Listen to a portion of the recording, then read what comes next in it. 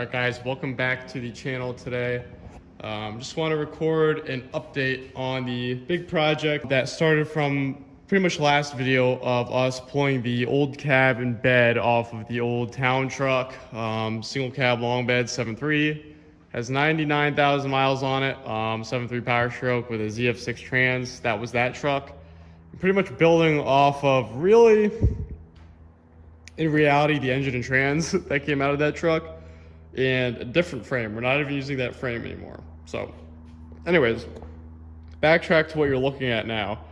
The cab that we pulled off that truck was junk.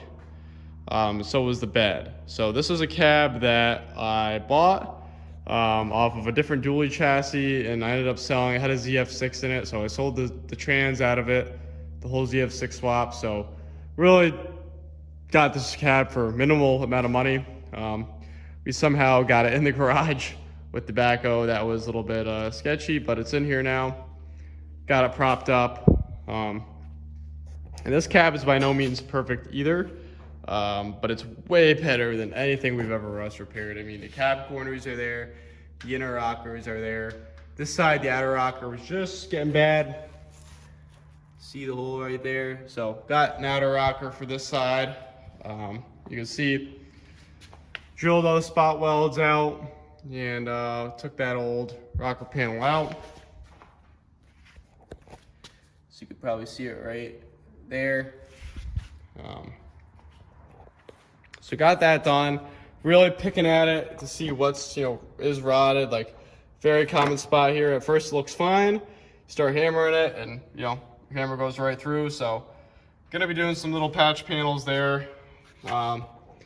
So the other thing is, this cab came off an automatic. We're going to be putting it over a ZF6. So what do we need to do? I needed to get the hump, that trans tunnel, out of the old cab. So I cut it out, cut the floor in this cab, and welded it in. All the goop you see over is just seam sealer. It doesn't bother me a lot, guys. There's going to be carpet over it. No one's ever going to see that. But as long as the tunnel's in there properly and welded, seam sealed, that's all I care about. So that's in. Another difference was, this is an 03 cab. So the dash harness, the plug that goes through the firewall, was different. It had, I believe, 3 circles, and we needed the style where it has this kind of plastic piece that goes through it, and it's kind of a square outline under those 3 plastic pieces. So I cut that out of the old cab and welded it into the firewall of this cab. That was, I think, the last major difference with this cab and the old cab. Other than that, we should be pretty close when it comes to body, actually factory molding wise. So that was all done. Spent today, pretty much, I'll show you under this side here. You see that there is a new support piece, kind of just welded in. I still got to touch it up a lot, grind it up, but I spent today removing the old cab support piece and welding this piece in just on this side. And you see on this side, I've just got it removed, and tomorrow hopefully we'll be welding that in. Now, what I recommend for that is, so if you're not taking the rocker off, like what I had to do to this side, if you're not taking the rocker off, I would get a grinder and grind the lower spot welds. So all the spot welds starting from there all the way down through the other side there and up. Grind those down so you don't need to drill through everything. But then come up top, and everywhere you see what was filled with weld, those are where all right, guys, so I actually ran out of storage in that clip, per usual when I try to record a YouTube video anymore. I do plan on getting a new phone whenever that new one comes out, so sorry for the delay in content recently. Anyways, back to what I was saying. Once you do grind down those lower spot welds, if you're not taking the outer rocker out, so you don't need to drill through anything, you're gonna want to get back up top. And there will be, you're gonna need your carpet out and your seat out, but you will see there's, I believe there's like 4 spot welds around each, like the seat bolt holes, or this is the seat belt bolt hole. And then there's more spot welds up top here.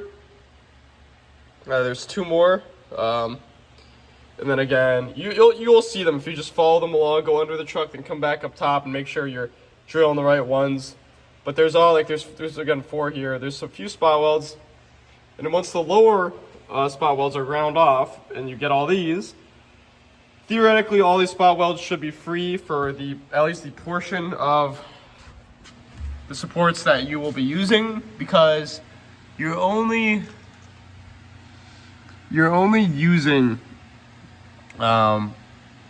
you're gonna cut off right after this upper bolt hole. That's where you're gonna be cutting off. So pretty much what I did when I welded it on was, on the old cross member, I made my cut kind of right after this bolt hole, so that I would have room to overlap. It probably past this weld, this old piece probably goes to about, I'd say here, just so it's a little bit to overlap, and I can weld it right on like that. And to weld it on, pretty much thread bolts from the top you can take your seat bolts, thread them into the new supports, and that will hold the support up right where you want it. Tack weld it, and then weld the whole thing in place. So that's what I did. I actually just did this side because it's the next day, but that's kind of the process I did. You see here, I still have the bolts in it. So bolted up nice and tight. I like to get it so factory has it so that there was a gap like that. That's factory, that's how it always is. And when you have someone tighten the bolt as you kind of push up so that this lip is touching this upper lip, and you'll be all set, good to go. So got this side welded in. Still need to grind and touch up all this. I'm not a professional welder either, just make sure you guys know that. So I need to grind it all down, and there's still this piece.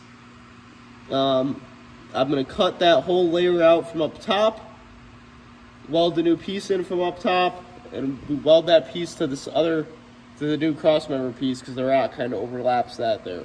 That's my plan with that whole.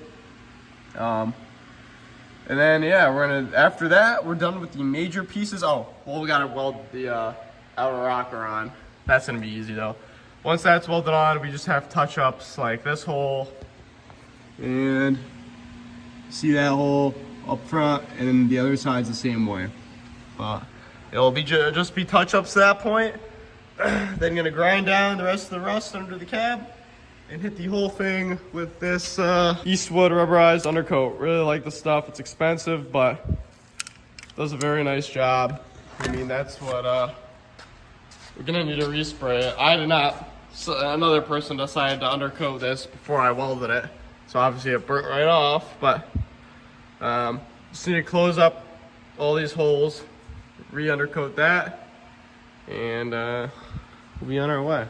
And for example, there's one quick layer that I hit underneath the tunnel with that undercoat. So gonna be doing plenty of layers of that undercoat on the tunnel layer. And then again, that's that piece I welded in. That also needs to be finished. Might do some welds on this side. It's welded in from the other side, but might hit it with some welds on this side and make sure it's not going anywhere, and then coat it up with seam sealer. Or maybe I'll just do seam sealer on this side. Just make sure no water is gonna get in there, and we're just getting closer and closer. So just to project what will be happening as well is, once the welding's done, this entire harness gonna get, well, I don't want to say thrown out, but you need to rip that whole harness out because it's for an 03, and we're gonna put our whole 7.3 harness in and get the dash in, and we're gonna kind of take a break from the cab and move on to engine and transmission. So because I don't want to put the doors or the interior on until this cab is on the frame we're using, because we welded in a chain to the floor. That's how, because without a 2-post lift, it's not very easy to lift these cabs up. We're using 2 hoists to lift the cab up, so we got a chain welded there, and then chain up front, because they're very front heavy, if you haven't noticed yet. or if you haven't lifted one of these cabs up. So once it's on the frame, then I'll fully reassemble the interior with a new carpet. I want to get some really nice seats for it and whatnot. And just an update, this is the chassis that the low mile of the truck that you saw us rip the cabin bed off, but it has the low mile engine and ZF6 in it. Ended up finding that the frame is, I mean, it could be repaired, but found that in the frame. That's not, you know, that's really not ideal. And you can see it's thin all the way up to there. And it's funny because it's not even the accident that destroyed it. It was just rotted, just rotting down right by the steering box there. So figured, what's the point in even trying to repair this frame when if you come up here, I have another frame, actually a full rolling chassis off another 1999 single cab long bed. That's in great shape. No rot, you know, just a little bit of surface rust, but not even really scaly. I don't know if you remember, this frame came off of that black single cab long bed parts truck that I got all the performance parts off of for the other Shorty build I'm doing. But yeah, so this is the chassis we'll be using. Might be getting a Coil 05 front axle for it. We'll see about that, but yeah, so I know it's a lot to try to keep up with. There's a whole bunch of stuff going on. This is the old cab that I ripped the tunnel out of, and still need to get the pedals out of it, and the whole harness there needs to come out of it. So anyways, hope that you could somewhat follow that. I know it's a lot, but we'll try to take it one step at a time. So we'll be finishing up this cab soon, and I'm gonna keep you guys updated with the cab, and once we're done with that, we'll move on to the next segment of this build. So stay tuned for the outer rocker install and the complete rust repair for the cab, and then we'll move on to the wiring harness and keep on going from there. So hope you guys stay tuned for this build. I want it to be perfect, this one, guys, so as long as it takes. I just not taking any shortcuts with this. It's going to be one of the nicest, cleanest single cab short beds on the internet, hopefully. 4x4 ZF6 low mile, so you're going to want to stay tuned. Thanks for watching.